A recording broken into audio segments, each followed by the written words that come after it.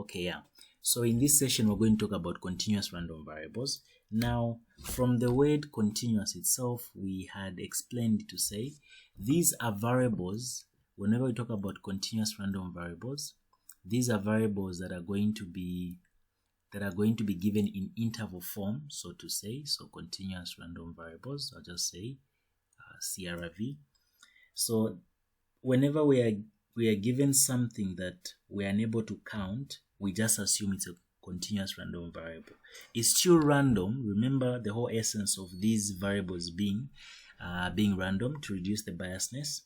And whenever you have a simple note here, so whenever you have a probability distribution function for a random variable, we're always going to take it to be 0. It's a fixed thing. Remember those things that we were calculating previously. If they give you to say, find the probability of x to be equal to, let's say, 1 or 0 whatsoever. So now we're saying for a continuous random variable, the probability functions, the PDF for continuous random variables is always going to be 0 for anything. We don't have an exact figure to get as the probability of anything that's continuous. No wonder we say it's what? It's 0. We don't have an exact thing. But we do have an alternative. So we're saying a continuous random variable, x, is specified by its probability density function. But let me just say, but a PDF of a continuous random variable has to satisfy the following.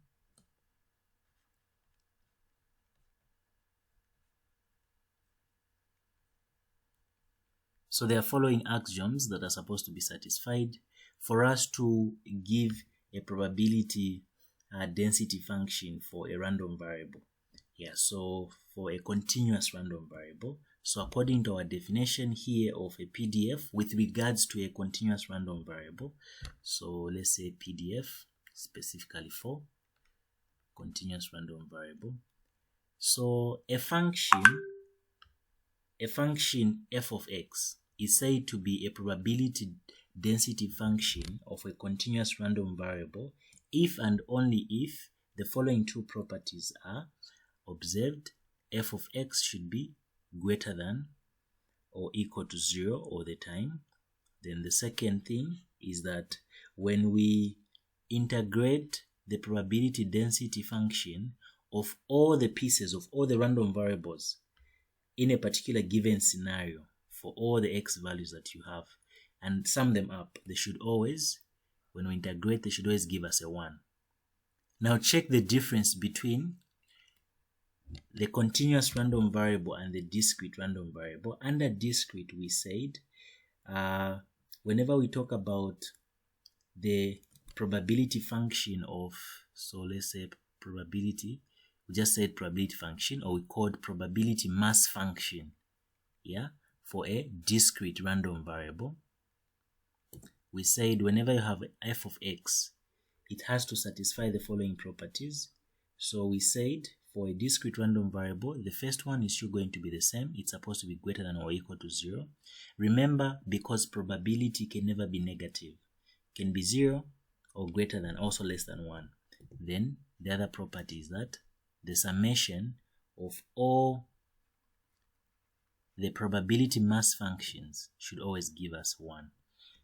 They like asking about this, the difference between continuous random variables and discrete random variables. These are the significant things that we can talk about when it comes to calculations with regards to the continuous random variable and the discrete random variable. Now, this is needed. We need integration here because we're calculating the function with regards to an interval. There's a particular interval that you are basing your function on, and the interval is going to provide the upper limit and the lower limit when it comes to the integration, so that when you integrate your function, the bigger number is going to be on top, then the smaller number is going to be at the bottom, then you integrate it. Yeah, so this is what we have, something like this. Yeah, so the whole idea here is that when they give you a scenario, so illustration, i.e. the main idea here is that if you're looking for the probability of the random variable between two particular numbers in an interval, or let's say the probability of x being x in a comma b, we just want to find how much area is kind of covered in that particular interval that you have. So let's say this is a and b. So what we just need to find is like the area between that particular interval. That's the reason why here we're going to be integrating. Yeah, so it's just the same process, but a little bit different because of the integration that we have. So we are saying the probability that you're going to get is going to be equivalent to the area under the curve that is squeezed between a and b. Now, if all this is not making sense, we're just trying to say that whenever you have the following, I want you to take note of the following. So take note, whenever we have, remember I gave you last time when it comes to the, under discrete, if I give you something like the probability of x being less than or equal to, let's say what? Let's say equal to, let's say 2, you'd say this is going to imply that the probability of x is equal to 0 plus the probability of x is equal to 1. This is what we are doing under discrete, right? We sum up all the smaller probabilities that came before the actual number that we're interested in. But here under continuous random variables, they will give us an interval, of course. So we're saying if you are given an interval like this, we want to find the probability of the random variable x between a and b. This is always only going to be equal to the integral of b a to that probability density function. That's what we have. So we integrate it. Yeah, so this is the first thing you have to take note of. Then if you are given something that is not including one of the terms here between a and b. So a and b are part of the interval, no wonder it's less than or equal to. But if you are asked to check, let's say, something that looks like this, I want you to pay attention to the details. So this is just going to be equal to, this here is going to be the same as the probability of x being included when b is not included. So these two are going to be treated in the same manner. Yeah, and the same way we treat the expression a less than or equal to less than let's say b. So all these here are just similar. It's the same thing. We're just emphasizing the fact that provided it's continuous on a particular interval, the boundaries have to be part of the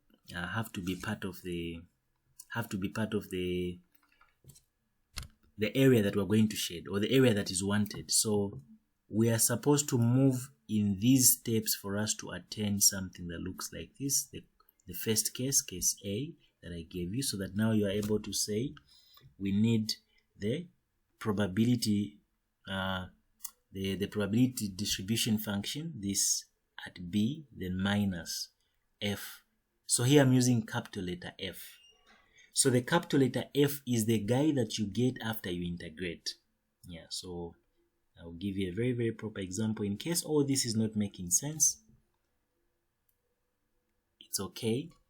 Just before I progress and give you a particular example, is there anyone, guys, who has a question here? So all these, everything that I'm saying here, all this Japanese I'm saying here, I just want to derive to a point that says the probability density function of a continuous random variable in an interval can help us create a cumulative distribution function.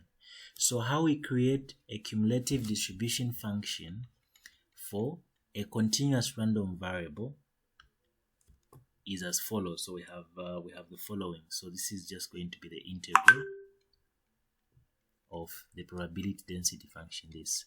Or alternatively, we can say to get the probability density function, we just have to differentiate the cumulative distribution function. So you have these two formulas. So here we need your knowledge of integration and differentiation Yeah, just the fundamental, the basic one. Yeah, so these two are just what differentiates continuous random variables and discrete random variables. Okay, so let me pause a little bit here. Mwila. Okay, so an example that we're going to do is very simple and straightforward. So I'll just read it because you already have it in your notes. They're saying a continuous random variable has a PDF. So they've said it's a PDF. That's a small letter f. It's equal to k x squared in an interval -1. So I say the inequalities don't mean anything. We are going to treat these guys all the same. Whether there is less than or equal to all these guys, this is the same as that, it's the same as that, it's the same as this. So they were giving us an alternative to say, if you don't want to use the integration part, you can do it partly. Yeah, we can do it like this. This is just like at the end, I'll show you on this example. Yeah, so here is what we have. This is the probability density function. This is the PDF that we are given for a continuous random variable. Then they are saying, find the value of k and the cumulative distribution function of x, then find later on. So here, the first thing is getting the value of k. Then they want to get the CDF, or rather the guy, the capital letter F, this guy, that's what they want us to find. Then lastly, they want us to get the probability function between 0, the probability of a random variable x between 0 and 1, or the area between 0 and 1. And if you notice, any question they're going to ask you is going to be within that interval that is given. So this interval here is more like the domain. So any calculation has to be part of this area here. It's just like a cut. So the main area that we are having, the original area that we have, is between -1 and 2. That's the area we're having. Yeah, so it's cut somewhere. Okay, this is a quadratic, so obviously it looks like this. It looks like this. Yeah, so the area we want is all this. This is the area we want. This is the parts that we want. This. Now they just want us to get the area or the probability between 0 and 1. So 0 and 1 is somewhere here between 0 and 1, just somewhere up to there. That's the only area that they want, 0 to 1. Yeah. So this just brings us back to your calculus. Yeah. So to get the value of k, how can we get the value of k, guys? Anyone? Modesta, how do we get the value of k? We can use the... we use this formula here. Yes, there's a property here that says this. There's a property here that says for all the x values, for the whole area on that particular interval, when we integrate our probability density function for all the values of x, that is using the measure, the upper boundary and the lower boundary of the original information we are given, in this case being the 2 and the -1. So these are the guys we're supposed to use.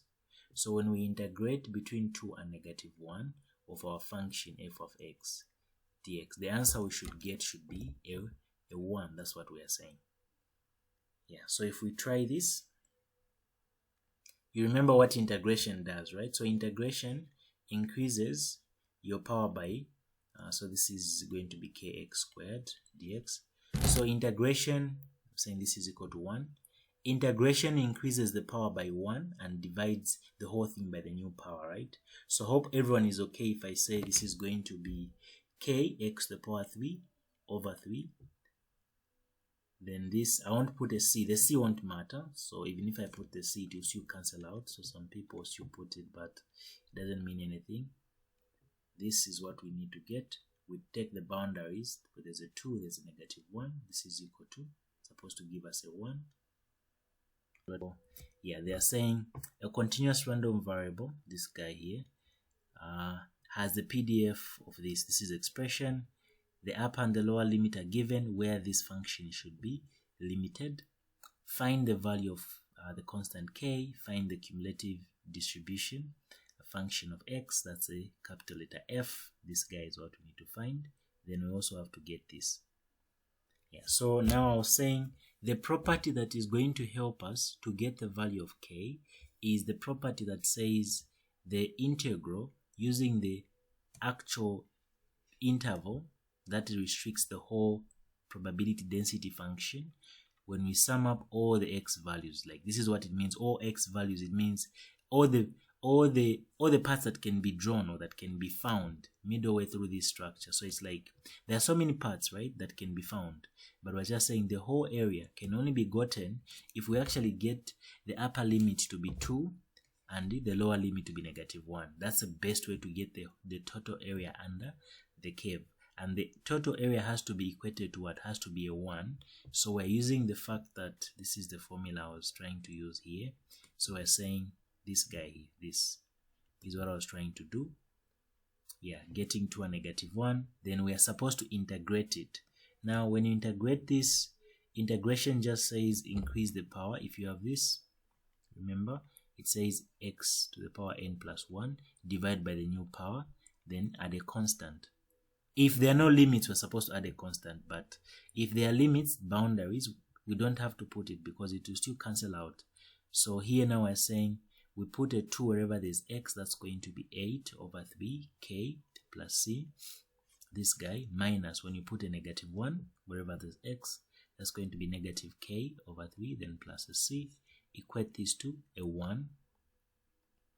Then this is going to be 8 over 3k plus c. This is going to be plus k over 3, then minus c is equal to 1. So the c's cancel. Then we have 8k and this, that's going to be 9k over 3 is equal to 1. That's going to give us 3k is equal to 1, meaning k is equal to 1 over 3. On this part here, Joy, you understand why we're integrating, right? This property, remember it, isn't it? Yeah. So up to this point that we've reached here, guys, is there anyone who is stuck? So this is where they got the 1 over 3 from. So that's the value of k. I didn't get the way where you got the 8. Where we got the what? 8. How you get the 8? Oh, how I got the 8. So we are replacing here Modesta. I'm supposing that's Modesta. So we put we have these two boundaries, these guys here, right? The limits. So we put the 2 in this function. So tikaifaka hapa 2. 2 to the power 3, that's 8. Because it's 2 times 2 times 2, right? That's the 8 over 3k plus a c. Then again, pali x, we put -1. That's why the -1 cubed, -1 to the power 3, it gives us -1. So no wonder there's a negative here, no wonder it's -k. Yeah, so I just didn't write this part because I'm assuming. Okay, I need to stop assuming. You guys are seniors, so I shouldn't be showing everything. That's -1 here to the power 3 again, then 3 plus a c. So this is what happened in the background here, Modesta, before I came to this point. It's okay now? Yes, now it's okay. Yeah, so that at this point now that we have -k over 3 being affected by negative, so it's always the bigger term, the bigger number is replaced first, then minus, when it's always minus when you replace with the smaller number, right? So then you have this here. Yeah, so this is how they got there. So here the c and the c cancels. Remember I said it's unnecessary for us to show the c when we're integrating and their limits. Then we just added this. This is supposed to be 8k over 3, then minus plus, right? Yeah, plus k over 3 is equal to 1. So I just added the top guy, that's a 9k over 3. Cross multiply or just divide here. So yeah, then divided both sides by 3. That's how we got our k to be a 1 over 3. So now that we know what k is, meaning the probability density function is actually 1 over 3 x squared. Right, this is what you have. So now we can get our what? We can get the cumulative distribution function, because we said f, capital letter F of x is equal to the integral of f of x.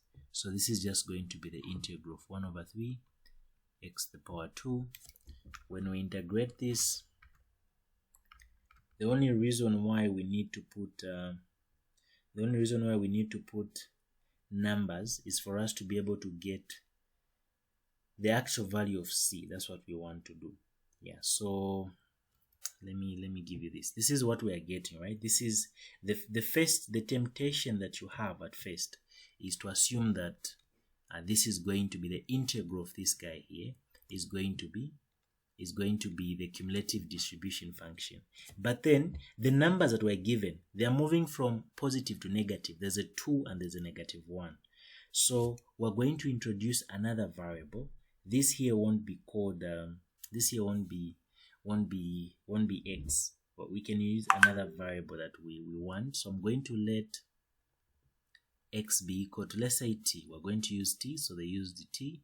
So now we're saying our cumulative distribution function is equivalent. It's the same as the integral of this. Right? Now the integral of this guy here, the integral of x to the power 2 over 3. So I'm saying where there's x, I put t, so I'm going to put a t there, meaning we're having dt. So f of t is now going to be equal to, we can integrate this. This is going to be the same as t to the power 3. There's already a 3, then divided by another 3, that's going to be a 9, then plus a c. Yeah, but because they are numbers, I was supposed to put any numbers here in terms of we're having this demarcation. Look at the case you're having. There's -1, there's 2. So whatsoever the area is, we're just saying it's crossing from negative to positive. Yeah, so we're going to break it down and get piecewise functions. Why? Because we need to have a well-defined kind of arrangement in terms of the areas. There's no way that we can cross over from negative to positive. It doesn't make so much sense, because when it comes to areas, we need to always get something that's positive. Okay, so the first thing they do is to make x be equal to t, so that as you are working it out here, you're having t, and they use the baseline number here, the base, which is the lower boundary, which is -1 down here.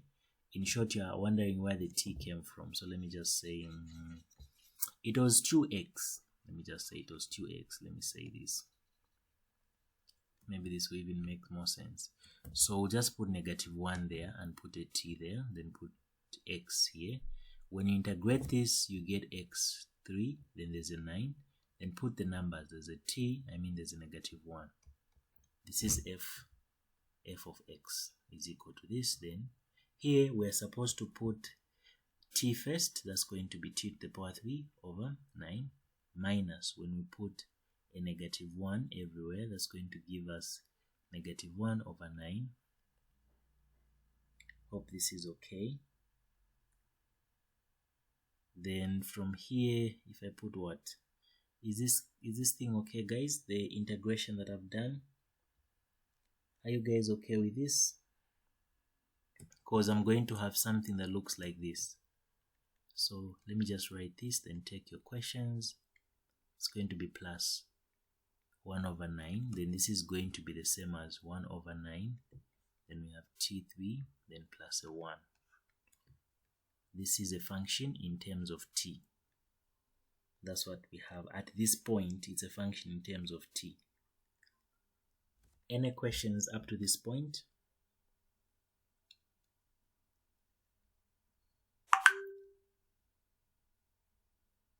So I need you to ask questions, guys, here before we proceed, before things get complicated.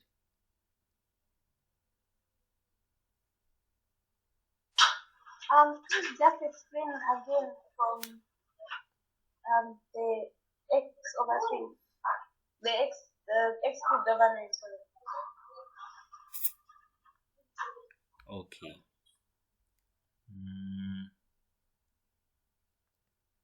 How can I say this? Okay. So they want us to get the CDF, right? They want us to get this. And we know, according to the information we've learned so far, is that the f of x, the CDF, is just the integral of the PDF, right? So now we just do our replacement. Now we are taught from 1100, there's a part in calculus where if you are integrating and your limits, there's a negative number and a positive number, we have to break it down so that we have things that so if you're given from, let's say, let me say 2 to, I'll use the same number as this. You're integrating something. It's best that you're going to treat this as a 0, then put -1 plus. Then you put the other guy, which is going to be 2 to 0. We don't want to move directly from negative to positive. Yeah, would like to have a number in between to separate the two parts, and that number mostly is 0, because the number that's in between negative and positive numbers, right?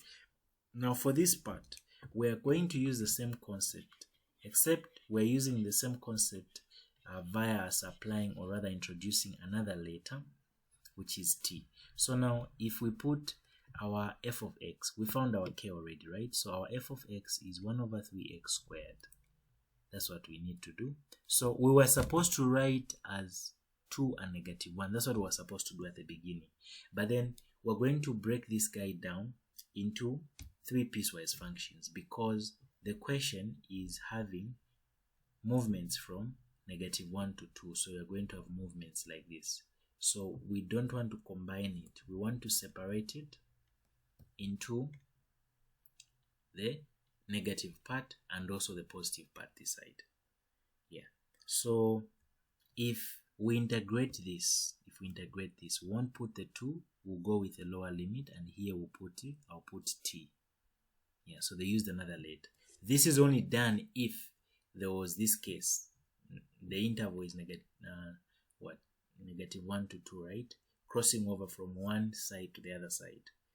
Yeah, so when you integrate this, remember we say integration adds to the power. So we have a 1/3 waiting outside. Let me write it like this.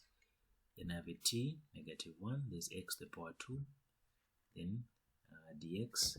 So 1/3 is waiting. Integrate here. This is going to be x to the power 3/3. Then put your t, put your -1. This is going to be, you can take the 3 outside. This is going to be 1/9 if you want. Then you have the x to the power 3 already still intact. There's a t, then there's a -1. So this is going to be the same as 1/9 with a t to the power 3, then minus. When you take this there, this is going to be -1 to the power 3. This will be 1 over, or there is a 1/9 by the way, sorry, so I need to write it outside. The 1/9 is outside everything, so there's a t to the power 3. 1/9, this is t to the power 3, then plus 1.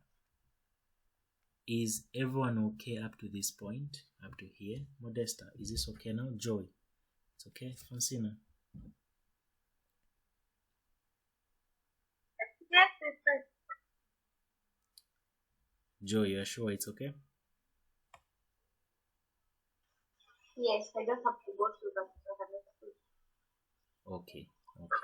Yeah, so from this point, we're supposed to create a piecewise function, because the only areas that are allowed are these 2 areas here. So we're just going to say the probability is going to be 0. So we're just going to put this guy here if you want. This is going to change and it can be written as, so if you want, we can now put back x, because we said x is equal to t, right? Or t is equal to x. So the CDF is equal to, is going to be equal to, we can say 1/9. Then we have t to the power 3 plus 1. This is the same as, x, sorry, we need to put this. Then there's a 9 down, so we have this. Now, it's going to be formed into a piecewise function, because we have this, we have -1. They say this is the interval that we have. So in between -1 to 2, -1 to 2, in between here, this is our CDF, our cumulative distribution function. But above, when x is greater than 2, the upper limit, it has to be 1. It becomes constant. It's always going to be 1, because remember what cumulative does. Cumulative, even under discrete, when you are adding everything, you notice the last number, the last random variable always attains a 1 in your boxes like this. if you are making your capital letter F, if you watch the video I sent in the morning, when you're adding, because you have your x and you have your f of x here. So if you have 0, just write the number. Swap. If it's 2, that's going to be 2. Then if here it's a 1, and here there's let's say 7. To get the number here, we just add the 7 plus the 2. You get the number here. Yeah, so it adds everything back. So anything extra, the last number here has to be a 1. The last number here, because these are probabilities. So the summation of all the probabilities of all this, the events in a sample space, has to give us 1, right? So no wonder here we're saying it's always going to be a 1 as long as we've bypassed the upper limit. Then anything less than -1, it's always going to be 0, because there's nothing, there is no area here. So here this side, anything less than -1 does not exist, so it's just going to be a 0. Because we said probability can never be negative, right? It's always less than or equal to 0. So these are the 3 pieces, and here you have your what? Your cumulative distribution function, which we can even now sketch. Yeah, so sketching this is a polynomial. So you remember how to deal with polynomials. And this polynomial is a little bit specific because there are 3 pieces,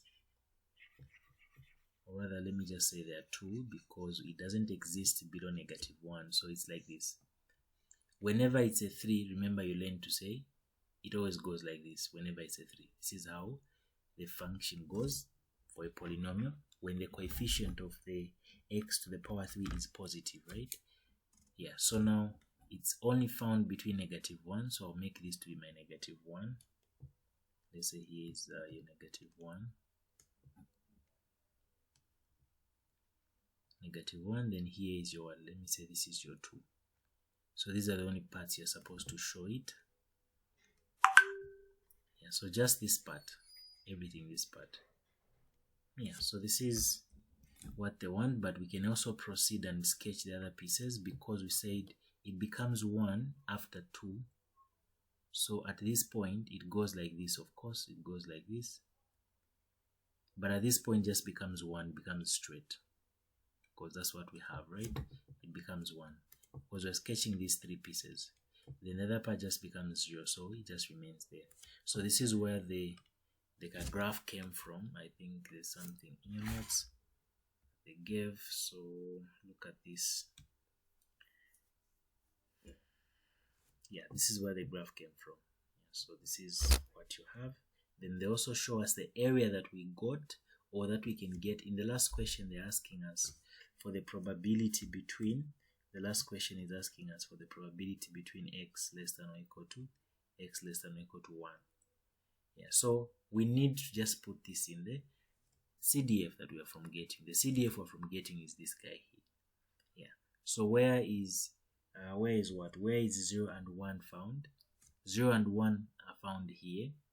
Yeah, so we can just put them in this expression. So it's the same as we said probability of A, something like this, capital letter. This is the same as the CDF at B minus the CDF at what? At A. Yeah, so that's what we're going to do here. We'll just say f of 1 minus f of 0. That's what we're going to do. And since we already have our expression, which is the whole, this thing here, we say it's the same as, this is the same as us integrating back our x to the power 2 over x over 3. The PDF. So this is 1 to 0, right? Sorry, let me just write this. You can do this in 2 ways. You can do this. Yeah, or just get the function. Look at the guy we're from getting, the expression that we're from getting. Let me just take you back. Where is it? Here. This is the guy that we're from getting, right? Where do we find f of x is equal to 1? Where do we find 1 here? You notice 1 is found in this piece. This is the piece that has 1. Okay, this piece. Yeah, so you put your 1 there. That's going to give us, so f of 1 is equal to 1 power 3. then you have a 9. This is equal to 2 over 9. Then what is f of 0? So which piece again has 0? It's the same middle piece, which is literally the integration of f of x. These two are just telling us what they'll always be. So these are always going to be the same. Below the lower number, which is -1, it's what? 0. Above the upper number, it's always going to be a 1. The middle number is a 1. The middle expression is the one we get from integrating. So we put a 0 there. That's going to give us 1 over 9. So now we're supposed to find the difference. F of 1 minus f of 0. This is going to be 2 over 9 minus 1 over 9. This is 1 over 9. That's the answer that we're supposed to get. So that's the probability for this expression. Yeah, so this is equal to that. That's how they're getting this. This is where the 2 over 9 came from, minus 1 over 9, giving us 1 over 9 at the end as the probability for the continuous random variable x between 0 and 1. They gave us the question here. So the question is saying the probability between 0 and 1, which is part of the interval. So ilmonga ni domain, eh? Domain is from -1 to 2, but we will just want the area between 0 and 1, which is part of this. Just this piece is what we want to find out. Oh, Yeah. I think I was behind. So I was still saying this interval was saved the question. I didn't know that was specific. Oh, okay. Yeah, so for this one we have to use the interval that we have been given here.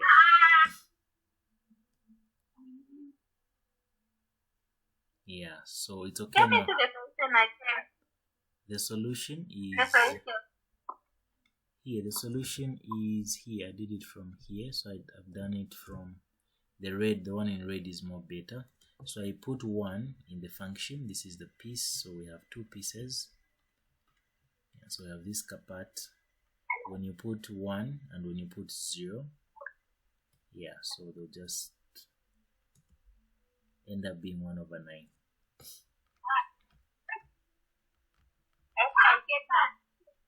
Okay.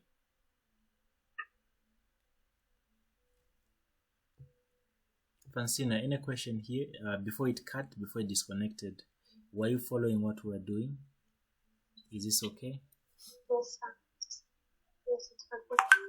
Yeah, so like I said last time, guys, yeah, when we had the physical class, this is the simplest course you have in second year. Yeah, because everything is straightforward provided you're familiar with the material. So look at the next question. The next example, I mean. Okay, so before we even go to how they solved it, look at the question alone. So let's call this to be example 2. Yeah, example 2. Yeah, so I know it's time for 2200, so I'm going to just do this example, or I don't know, we can just we continue with probability, then tomorrow we just do 2200 test since they've moved your yeah, so let me just continue here until I end with what expectation and variance. Yeah, random expectations and stuff. Okay, let me just proceed with this. So here they are saying a continuous random variable x has a PDF. So the PDF has been given. This is what we have. Then they are saying we need to find the value of c and the CDF of x and sketch its graph. Then find the probability of these two questions here that have been given.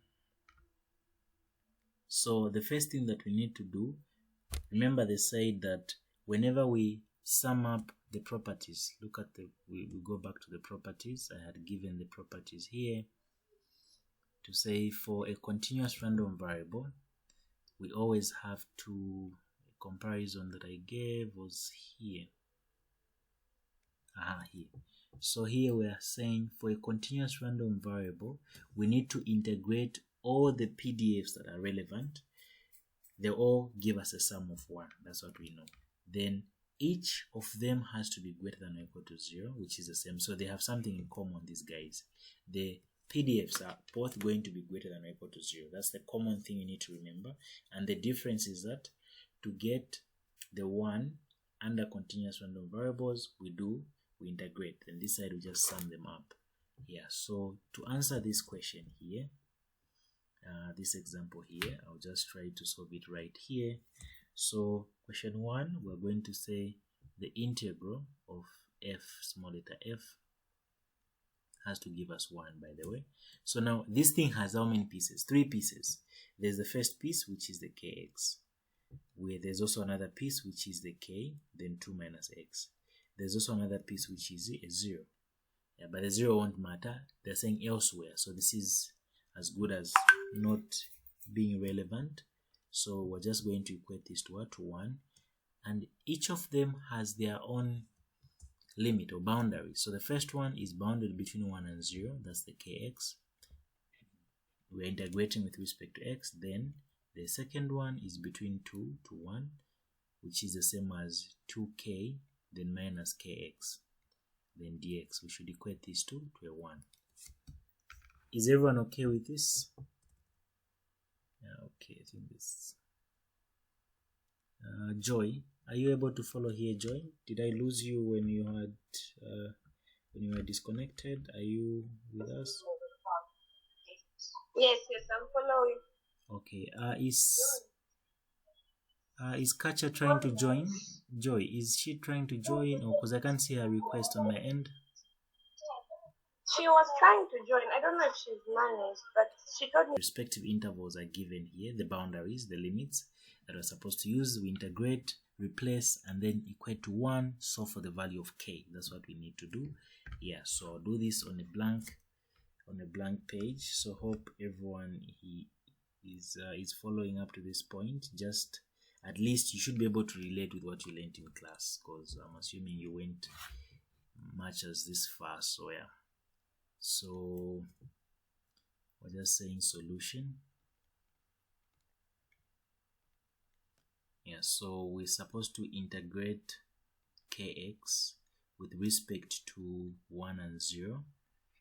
There's x, then plus the integral of, there was a k, then there's 2 minus x, but then I changed it. I just expanded it by multiplying the k with everything. So that's how we got up to the whole 2k thing. So the whole 2k, then minus 2x, then there's the boundaries, there's a 2, then there's a 1 with respect to x is equal to 1.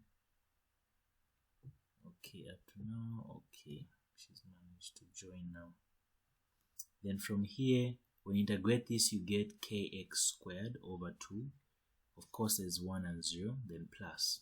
This guy is going to be 2kx and minus k squared with the boundaries 2 and 1. Then this is equal to 1. This is okay now, isn't it? Yeah, it's supposed to be 2k then minus kx. Yeah, it's supposed to be like this. Then from here now we just do the replacement. So if I put 1 there, 1 where there's x, that's going to be k over 2, then minus. When I put a 0, that's going to be 0, and plus. When I put a 2 everywhere, wherever there is x, that's going to give us 4k minus. I put a 2 there, that's going to be 4, so I get 2k. Because I'm putting 2 everywhere, right? So this makes sense. Then minus. When I put a 1, that's going to be 2k minus k over 2. This is equal to a 1.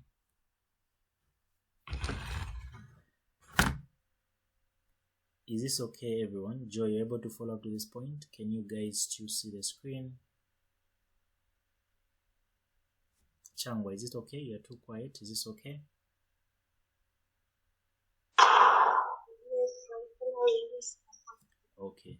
So now from here, they were asking for us to get the value of k, right? That's the first thing that they want us to do. Yeah, so that's what we're just trying to do here, getting the value of k. Yeah, so now if we evaluate this and simplify it as far as possible, this is just going to be k over this, k over 2, plus this is going to be 2k minus this here, that's going to give us not, is it? Okay, I don't know, please correct me. And then this is going to be equal to 1. I've just done this to be what? That's 1.5, right? Yeah, this has to be true. And from here, common denominator is a 2. It's going to be k. Then 4k minus 3k is equal to 1. This is going to be 4. That's going to be 2k. This doesn't make sense, but okay, let's see if it will come out. Okay, yeah, it does, because it's going to be, okay, the 1 won't to change anything. So k is equal to 1. That's what we're finding. Yeah, so the value of k is equal to 1. So that's what I'm getting. Then once you know the value of k, meaning we know the actual PDF, the probability distribution function, we actually now know it. So the PDF was actually supposed to be given as x. Then here we have what? That's supposed to be 2 minus x, because k is 1, then this is a 0. Yeah, so this is between 0 and 1. This is between 1 and 2, then this is elsewhere. Yeah, so this is the probability density function they wanted. And in most cases, you always find either this or the cumulative distribution function is a piecewise function. Yeah, so if you hated piecewise functions, you have to revisit that, because now they're asking us to even get what they're saying. We need to find the cumulative distribution function. That's what we need to get. Yeah, so again, we're going to do like we did previously. We're supposed to find the integrals of each piece. Yeah, so when we integrate them, remember I said 0 and 1 are permanent things we're supposed to be indicating. So whenever you want to write an expression for the CDF, the cumulative distribution function, remember this is equal to the integral of the probability density function, right? But then you just have to expect to get a 0 whenever it's less than. So the smallest number on the intervals was what? Was 0, right? So say whenever it's less than or equal to 0, then it becomes 1 after x is greater than the biggest number. So the biggest number is what? The biggest number was 2, right? That's what you're going to do. So we're redefining it. Yeah, now we need to find the pieces per cut up. There are supposed to be 2 pieces here. Now the 2 pieces are going to come because we're going to integrate the 2 important pieces of our probability density function. There was this part and there was this part. So what's the integral of this guy? That's going to be x squared over 2. We also get the interval that was used. What's the integral of this? That's going to be 2x minus x squared over 2. Yeah. So now each one of these has to be solved with respect to the other variable that I said we have to introduce all the time.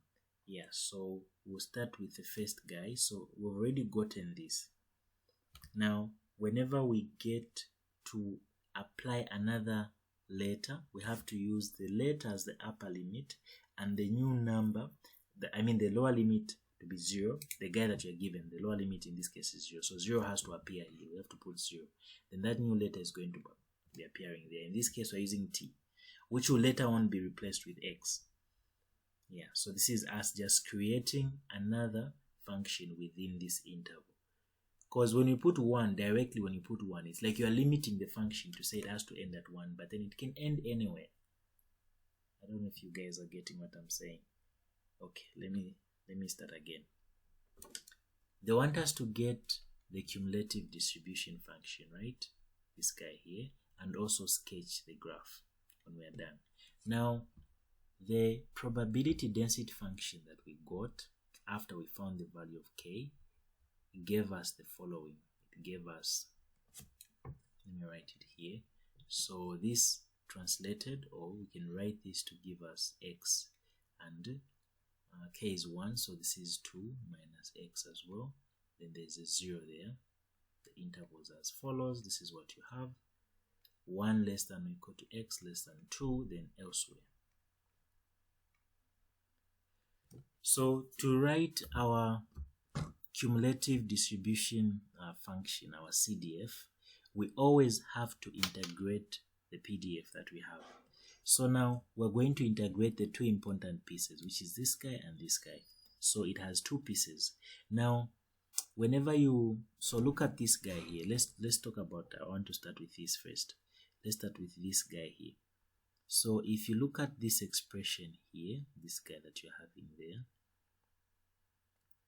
there, the lower limit that you have is 1, right? So to find its CDF, we're going to write it like this: integral of 2 minus, let's just say x, right? Then here we'll put t, introduce another variable, then down here put the smallest number that you're able to see there, which is equal to a 1, so that when you integrate this with respect to x, it's going to be 2x, then minus x squared over 2. Replace your t and your 1. So this is going to be equal to 2t, then minus t squared over 2. Then this guy here minus, when you replace a 1, wherever there's x, that's just going to give us 3 over 2. So this gives us an expression which is 2t minus t squared over 2 minus 3 over 2. This is what we are getting. Now this piece here is in terms of t. We have to change this to be in terms of x. So this is now going to be 2x minus t to the power 2 over 2 minus 3 over this. So this is the CDF for the second piece, the piece that was here, this guy here. So now we are making the CDF, right? So the CDF, we said it has to be made with two things that are always going to be appearing. There should be, it becomes a 0 if you go below the lower number that it's accommodated, like you're going out of the domain. The domain is only between 0 and 2. So the smallest number is 0, right? So the smallest number is 0. We're saying the whole function, whenever it becomes 0, provided the number you've gone below is, whenever you go below 0. Then it becomes 1 if you go above the biggest number, which is 2. So the second piecewise function has given us this, the PDF that we had given us this as the CDF. So it's 2x, now we're using x, then minus t squared over 2, then minus 3 over 2. Within that interval between 1 less than or equal to less than 2. Yeah, so any questions on this part, guys, before we proceed? So we've gotten the CDF for this piece, for this guy. We're remaining with the CDF for the first one. Is this part okay, guys? How we got the CDF for the second piece?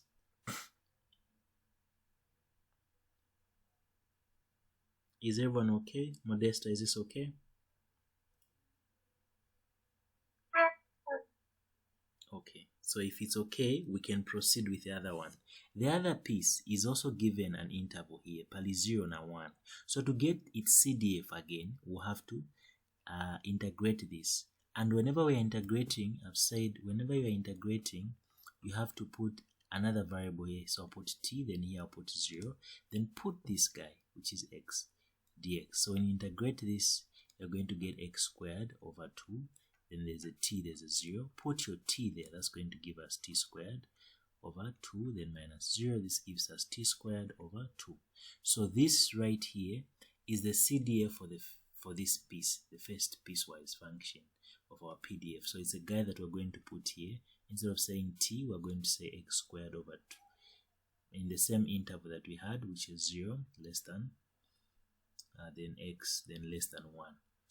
So what we've gotten here is now the CDF that they wanted. Always the 0 and the 1 must always appear whenever you're giving this type of an answer. Then now they want us to sketch this, so we're sketching a combination of quadratic. There's a quadratic, right? They're both quadratics. Then 2 are straight lines. 0 and 1 are straight lines. Then these two pieces are quadratic functions. So there's this guy, which is valid between 0 and 1. So between 0 and 1, it's valid. It was supposed to be like this, by the way. It was supposed to go like this. But the only piece we want is this part. So we can erase the other part. Yeah, then the other one when you sketch this, they're saying it was supposed to face down, because the negative there is, the coefficient of x squared there is negative, so it's supposed to face down, but it starts from 1 and goes to 2. So 2 is somewhere there, so it was supposed to face down. I'll draw it using a different color, so it was supposed to pass out here, as if it wants to go down like that. But then it doesn't, because as it reaches 2, it becomes a straight line at 1. So it's supposed to go in a straight line instead of bending. So it's supposed to go like this, then continues here in a straight line at 1. Yeah, suppose we're supposed to show these. These are the guys that we're supposed to show. Then it becomes a 0. Below 0, it just becomes a 0. That's this piece. Yeah, so every piece has been accounted for. This piece here is x is greater than or equal to 2. It just becomes 1, becomes straight. So that explains how they got this type of expression. Yeah, so this was supposed to go down, but it's only allowed to fall in this region. Then there's a straight line there, then there's this piece there. So they just like joined them. It looks too perfect when drawn like this. If you draw it with like a computer or something, so it will give you perfect alignment in terms of their domains, because if you see all their domains are related. 1, there's a 1, there's a 2, there's a 2, so they're supposed to be joined. It's a continuous function. That's how we defined a probability density function. So the last 2 questions they're asking us to get are going to be easy, because we know the PDF that accommodates these numbers that have been given here. So we do have our, so let me just erase this and make this a little bit clean. There's a part under normal distribution that we're going to do a lot of sketching, so no wonder I'm not going to do a lot of sketching or emphasizing how to sketch piecewise functions. Yeah, because you did this in 1100, but if you do need us to revisit it, I can just share with you a video for piecewise functions, but I want to believe everyone is okay. Yeah, so this part here, so remember our f of x is equal to, I'll just show this, there's a 0, there's x squared over 2, there's 2x minus x squared over 2 minus 3 over 2. So here we have 0, x less than 1, this is x is less than or equal to 0, this is 1 less than or equal to 2, then it's a 1 for x is greater than or equal to 2.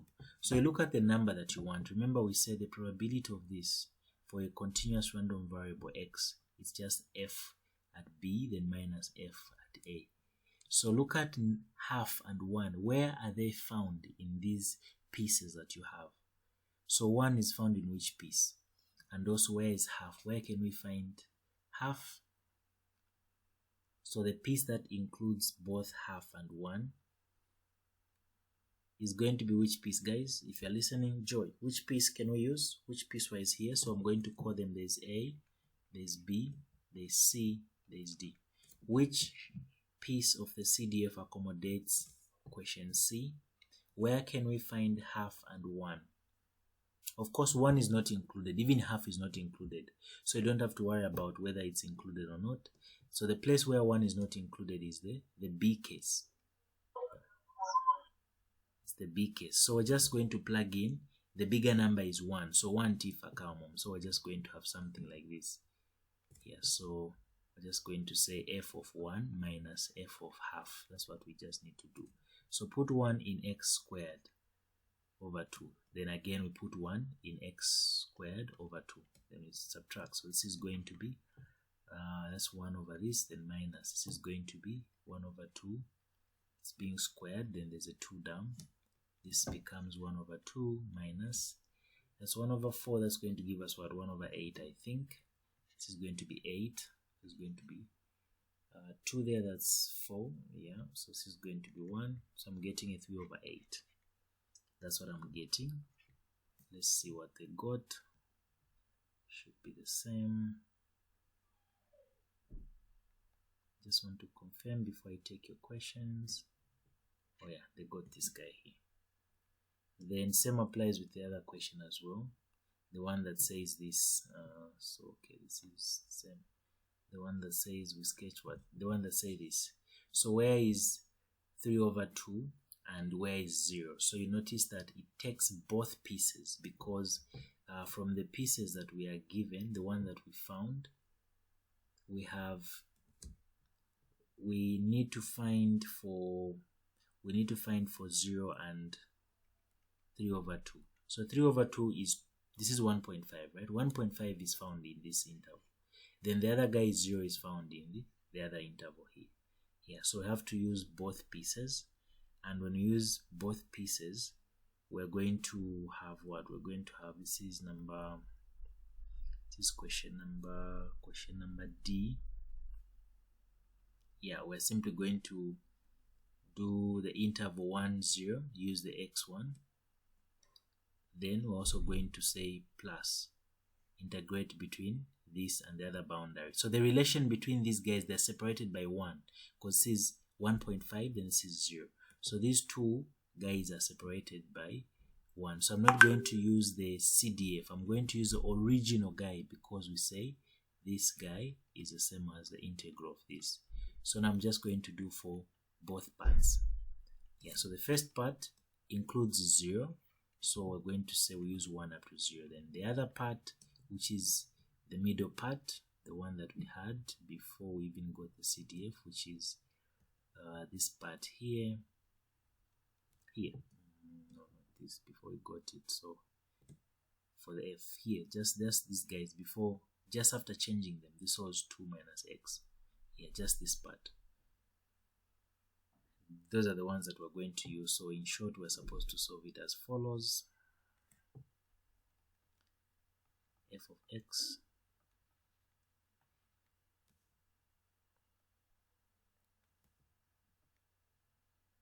the probability between 0, x then less than 3 over 2, between 0 and this guy.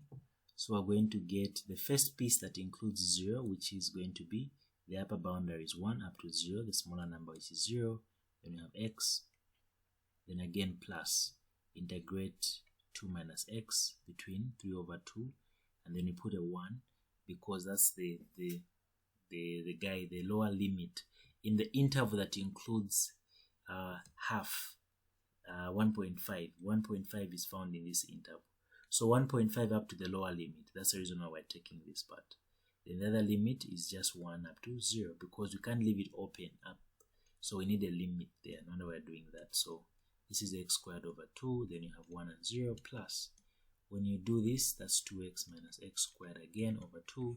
Then put your 3 over 2 and your 1. So you guys are allowed to use calculators, so you can easily just punch this and just get your answer. This will be, put 1 there. That will be 1 squared over 2 minus, when you put a 0, that's a 0.